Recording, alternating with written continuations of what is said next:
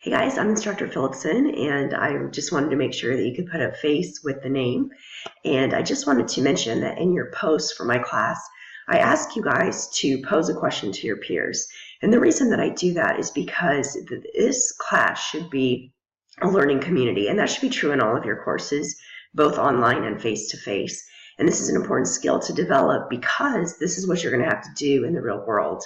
In your job, you will be learning with your teammates and with your colleagues. So this is good practice for that. The questions that you pose should show some reflective thought, maybe apply it to a different industry or draw on your experience.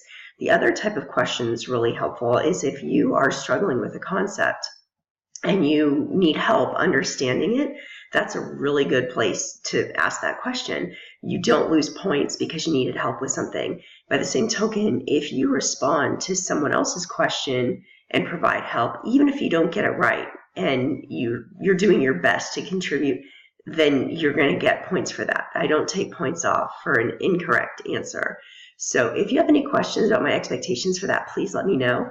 I am thrilled to be working with you guys this term. I love this class. It's so important for your development. It's going to set you apart in the workplace, and I'm happy to help you grow and learn and answer any questions you have. Take care.